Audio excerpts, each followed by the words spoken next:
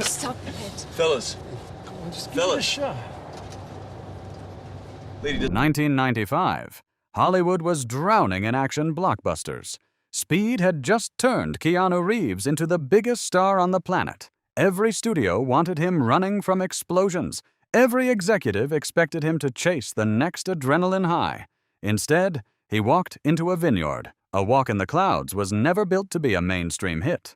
It was a passion project rooted in old-world storytelling, warm visual poetry, and a romance so genuinely earnest it almost felt out of place in the cynical mid-90s. And yet, 30 years later, here we are, still talking about it. Because the story behind this film is just as fascinating as the one on screen. A 50-year-old Italian movie reimagined with Mexican soul. A director who had just shaken world cinema coming into Hollywood for the first time. An actor walking deliberately away from everything that made him famous. And a vineyard fire so massive and dangerous that it nearly shut production down entirely.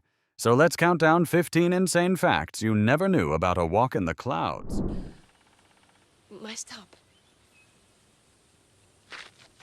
Number 15. Most people watching A Walk in the Clouds assume they are watching an original Hollywood screenplay. They are not. The film is a direct remake of an Italian picture called Quattro passi fra le nuvole, which translates to 4 Steps in the Clouds. That film was made in 1942, directed by Alessandro Blasetti, and told an almost identical story to shield her from her family's judgment. The original Italian film was quiet, intimate, and deeply human, a wartime romance built on dignity and decency rather than grand gestures. When 20th Century Fox decided to revive the concept over 50 years later, they completely transformed it. The setting shifted from Italy to California wine country. The family became Mexican-American with deep generational roots in Napa Valley. And the magical realism running through the story was amplified into something far more cinematic and sensory. Most audiences never knew they were watching a reimagined classic from a different era. That half-century-old Italian film is in the bones of every single scene, and almost nobody watching noticed. This is pumpkin flowers. It's a specialty of my grandmother's. Number 14. When Fox was looking for a director to bring this story to life, they could have picked any number of established Hollywood names. Instead, they went with Alfonso Arau, a Mexican director whose most recent film had not a single word of English dialogue. That film was Like Water for Chocolate. Released in 1992, it became the highest-grossing Spanish-language film in American box office history up to that point. Magical, sensual, emotionally overwhelming, and it had captivated audiences who had never previously sat through a foreign-language film in their lives. Fox saw what Arau had built and wanted those exact qualities translated into English. He was brought in specifically to inject visual warmth, cultural authenticity, and the kind of storytelling depth that most Hollywood directors did not attempt. But Arau did not simply take the job and do what he was told. Genuine Mexican cultural tradition, real family dynamics, and an aesthetic that looked nothing like a standard 90s studio romance. That willingness to fight for the film's identity is exactly what gave it its soul. want to be bothered? Just let her be. Number 13. After Speed exploded in 1994, every studio in Hollywood wanted the same thing from Keanu Reeves. More action, more urgency, more of what had just made them all a great deal of money. Reeves said no, deliberately and without hesitation. He chose A Walk in the Clouds specifically because it demanded the opposite of everything Speed had required. Where Speed was loud, reactive, and physical, this film asked him to be still, emotionally available, and genuinely vulnerable. For an actor who had been publicly defined as an action star, that was a considerable professional risk. Reeves threw himself into preparation. He researched what it actually felt like to be a World War II soldier returning home. Men who had survived combat but couldn't locate themselves in the ordinary world waiting for them. He wanted Paul Sutton's quiet weariness to feel earned, not performed, not presented, just sitting there underneath every line and every look. Critics were divided on whether it worked. audiences were warmer. But the decision itself revealed something important about the kind of actor Reeves was trying to become, and how seriously he was willing to take that pursuit. My God. I'm so embarrassed. Number 12. Aitana Sánchez-Gijón, who played Victoria Aragon, was a Spanish actress with virtually no name recognition in America when she was cast in this film. She had built a strong, respected career in Spain and across Europe. But A Walk in the Clouds was her first major Hollywood production, and she was being asked to carry the film's emotional center opposite one of the biggest stars on the planet. She held her own completely. Her performance gave Victoria a quiet, grounded dignity that could have easily collapsed into a passive romantic role. Instead, Sánchez-Gijón made the character feel genuinely complex, a woman navigating an impossible situation between cultural expectation and personal desire, doing it with intelligence and composure that never once felt like it was performing strength. The film did not launch the massive Hollywood career that might have been hoped for, but her work here remains one of the most underrated performances of the entire picture, and she went on to a celebrated and respected career in European cinema that continues to this day.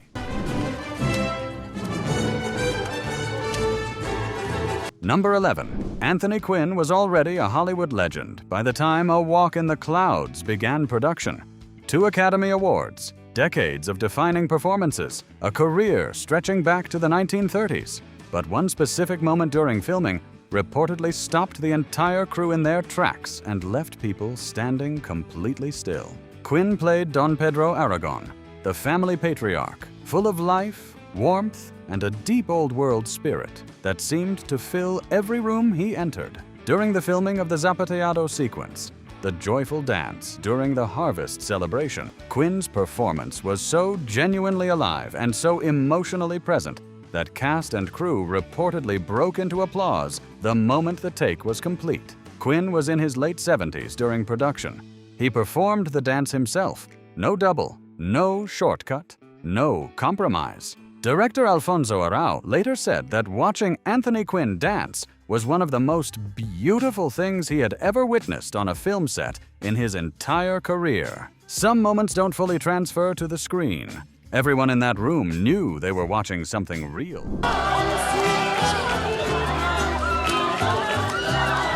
Number 10. The film looks like it was shot entirely in Napa Valley. The rolling golden hills, the endless rows of grapevines, the warm late afternoon light pouring across the landscape. It feels unmistakably like Northern California wine country from the very first frame. Except most of it was not filmed there. The production team conducted extensive location scouting across California before settling on a combination of sites, including areas in Fresno County that were nowhere near the famous wine region the story is set in. Some of the most visually striking wide landscape sequences were captured far from Napa Valley entirely. The production design team blended these locations so carefully through consistent lighting choices, matched geography, and precise editing that the illusion of a single, continuous, beautiful estate holds together completely. The result was so convincing that the film became permanently associated with the Napa Valley image in popular imagination, even though significant portions of what audiences are seeing were filmed somewhere else altogether.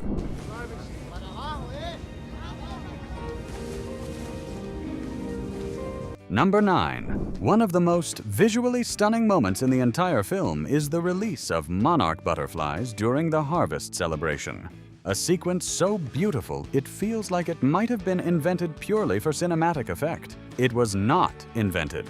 It was drawn directly from genuine Mexican cultural tradition. The annual monarch butterfly migration through Mexico is a real and extraordinary phenomenon. Millions of butterflies making their journey through the country each year, regarded by many communities as a spiritual and ancestral event, connecting the living to those who came before them. Alfonso Arau incorporated this tradition deliberately, using it to anchor the Aragon family's identity in something ancient and deeply felt. The logistics behind the sequence were remarkably complex. The butterflies had to be gathered, handled with extreme care, held on set under humane conditions, and released at precisely the right moment for the camera to capture what the director needed. Multiple takes were nearly impossible. Specialists were brought in to manage the entire process. What looks effortless and magical on screen was the result of intense planning built around one unrepeatable moment of natural beauty.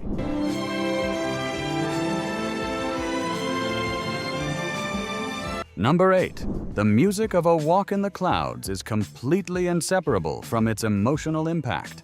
That sweeping, warm, intimate score was composed by Maurice Jarre, one of the most celebrated film composers in Hollywood history, a 3-time Academy Award winner with iconic scores for Lawrence of Arabia, Dr. Zhivago, and Witness already defining his legacy. What Jarre created here was deliberately quieter than his most famous work. Rather than epic orchestral grandeur, he built something intimate and gentle. Guitar-driven melodies, soft swells, and rhythms influenced by Mexican folk music that gave the score a handmade texture perfectly matched to Arau's visual style. Jarre passed away in 2009, leaving behind one of the most remarkable bodies of work in the history of film music. His contribution to this particular film rarely comes up in discussions of his career, but it remains one of the most quietly beautiful scores of the entire decade. The kind of music that does its job so well, you forget it's there until the moment the film ends and you realize something has been holding you the entire time.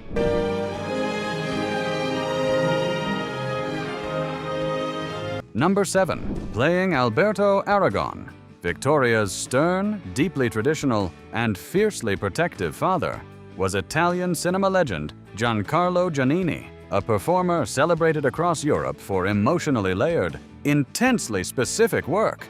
Giannini brought a complexity to the role that could have easily been written off as a simple obstacle for the protagonist to overcome. Instead, Alberto Aragon feels like a completely real human being. His severity doesn't come from cruelty. It comes from love, from cultural pride, and from genuine fear. The fear of watching everything his family built across generations come apart because of one impulsive decision. His scenes with Keanu Reeves crackle with genuine tension, not because either man is performing anger, but because both are playing people who actually believe they are right. Alfonso Arau specifically sought Giannini for the role because he understood what it meant to carry European cultural weight while inhabiting Latin family dynamics. The performance grounds the film's more romantic and magical elements in something undeniably real, and without that, the whole structure would have floated away. Help! Butterfly.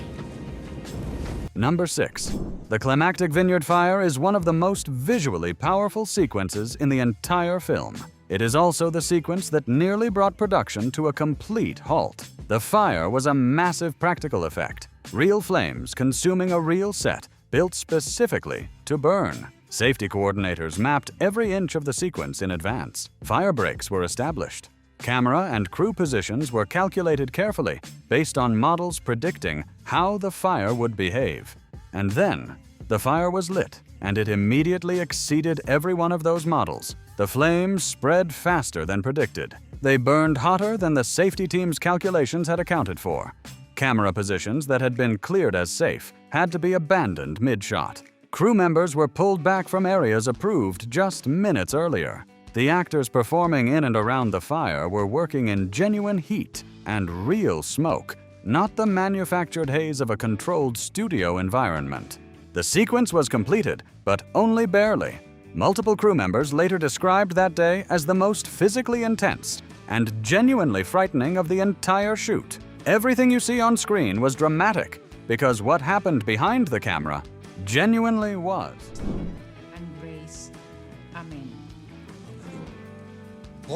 Number 5. When A Walk in the Clouds opened in August 1995, critics were genuinely and sharply divided. Many praised the visual beauty, the warmth of Anthony Quinn's performance, and the score. Others found the romance too idealized, the story too earnest for the era, and questioned whether Keanu Reeves had the emotional range the lead role required. The box office landed somewhere in the middle. The film earned approximately $16 million domestically against a production budget of around $20 million. Not a disaster, but not the success the studio had hoped for either. By the standards of mid-90s Hollywood, it was a near miss, but audience response told a different story. People who actually saw the film tended to love it personally and quietly, the way you love something you feel like. Not everyone else has fully appreciated. Over the years, that quiet loyalty has only deepened. A Walk in the Clouds has developed exactly the kind of devoted following that tends to form around films that arrived slightly ahead of what mainstream audiences were prepared to embrace. 30 years later, the people who love it still love it the same way they did the first time. Own way, but I have faith in my son, and I have... Number 4. Alfonso Arau made one creative decision above all others that defined what this film would look like. It would not feel like a 1995 Hollywood movie. He wanted it to look like a memory, like something half-remembered, warm, soft, golden, as if every frame had been lit from inside rather than from above. The man he chose to make that vision real was Emmanuel Lubezki. At the time, Lubezki was a relatively young cinematographer, just beginning to establish himself. What came after this film would reshape his entire career. He went on to win 3 consecutive Academy Awards for Best Cinematography for Gravity, Birdman, and The Revenant, a feat that had never previously been accomplished in the history of the award. On A Walk in the Clouds, Lubezki used natural and near-natural light wherever the production allowed it, deliberately avoiding the hard, crisp, manufactured look of standard studio photography. The result was a film that looked unlike anything else releasing that summer, not because it was technically flashy, but because it was genuinely, carefully beautiful in a way that felt handmade. That visual language is a significant reason the film still holds up. It was never chasing what was current. It was chasing something timeless. But some time. Time's money. Number 3. At its core, A Walk in the Clouds is a story about a man who survived war and has absolutely no idea how to return to ordinary life. Paul Sutton comes home from World War II to a marriage that has already ended in everything but name, a job that holds no meaning for him, and a restlessness he cannot locate or explain. The vineyard gives him something he did not know he was missing: a family, a sense of purpose, and a feeling of belonging he had never actually had. When the film was released, veterans organizations noted how accurately it captured a specific and rarely discussed experience, not trauma in the dramatic or obvious sense, something quieter and harder to name. The disorientation of returning to a world that simply continued without you while you were somewhere you cannot explain to anyone who wasn't there. Alfonso Arau has said he wanted that emotional truth at the center of everything. The romance is the surface of this film. Underneath it, what does a person do with themselves after surviving something they were never supposed to survive? Paul Sutton's answer is the entire story.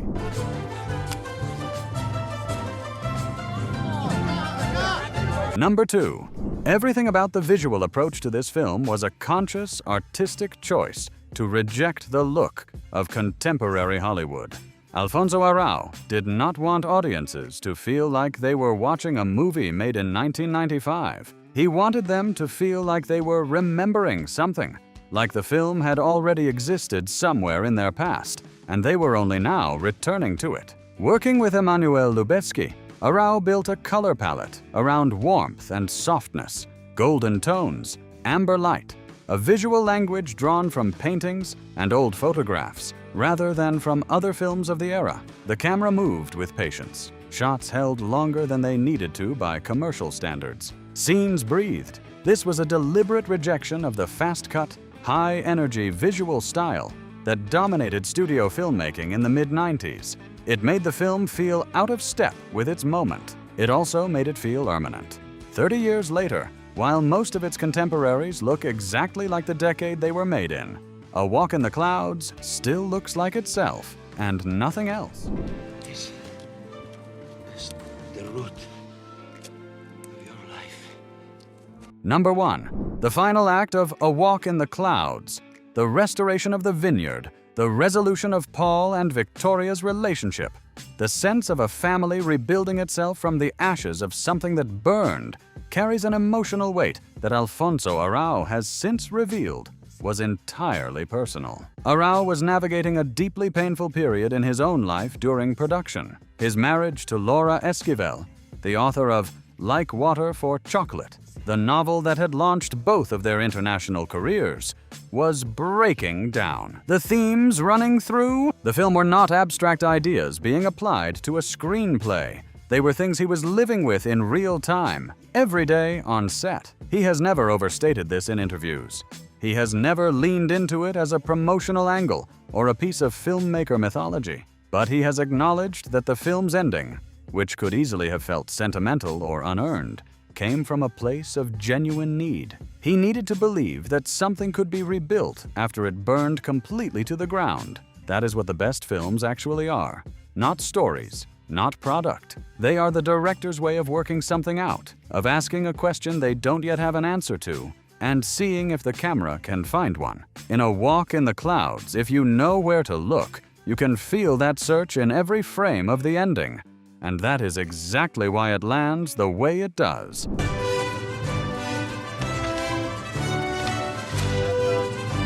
And that is a wrap on 15 insane facts you never knew about A Walk in the Clouds. If this gave you a new appreciation for the film, or made you want to pull it up and watch it tonight, smash that like button and subscribe so you never miss a video like this.